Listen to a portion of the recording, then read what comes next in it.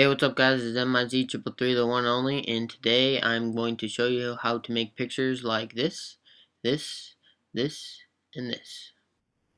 So to do these light paintings, what you guys will need is a DSLR camera. Now I have a Nikon D5100, but I'm pretty sure you can use any DSLR camera where you can adjust your exposure, your aperture, your ISO, and your shutter speed. So all that stuff is what you're going to need to do this light painting. And then also what you need, you will need a tripod. Now I just have this standard tripod. It's actually my dad's. It's nothing special.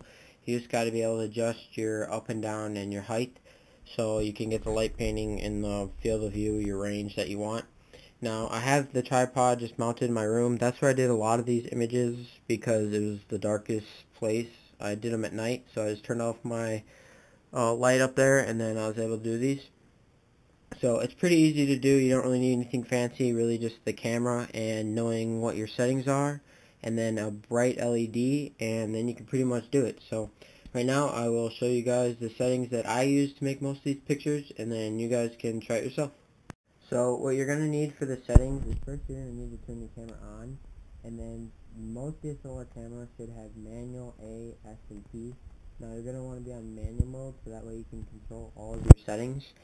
And what I like to do is first off your ISO, you need to decide what your ISO is going to be. Now if you don't know what ISO is, it's basically how sensitive the camera is going to be to light.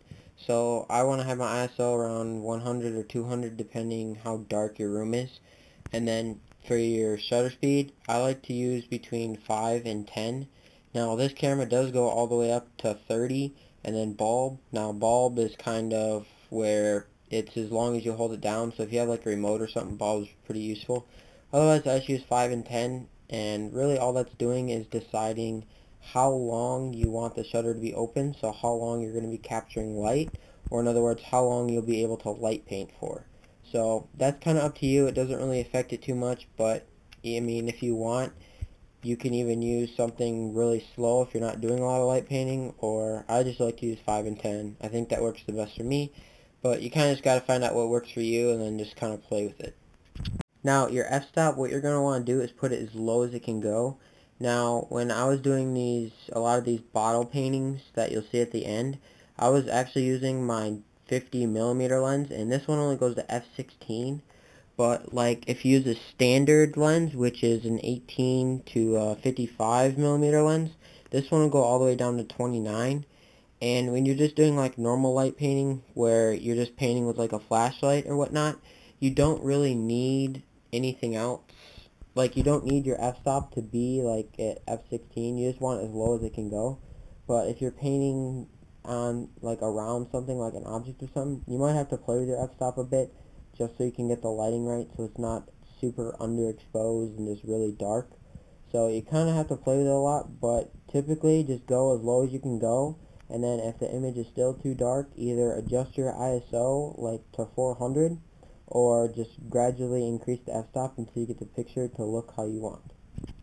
Last tip I would say is, if you're trying to light paint, is see if your camera, which most should, if they have a 10-second timer, or you might even have like a 30-second, but if you have a 10-second timer, I would definitely recommend using it if you're shooting someplace like outside where your light painting is far away from the camera. Now if you're shooting someplace like in your room, like I did a lot of these images, you might not have to use it because you don't have to walk that far. But if you're shooting someplace like outside, you're going to have to get into your position where you have the shot framed. And the 10-second timer just makes it a lot easier, so you're there ready when the shutter starts, and that way you don't have to try and rush there and get there to get the shot. So I would definitely recommend using this. So yeah guys, here's some pictures I made, and I will see you all tomorrow.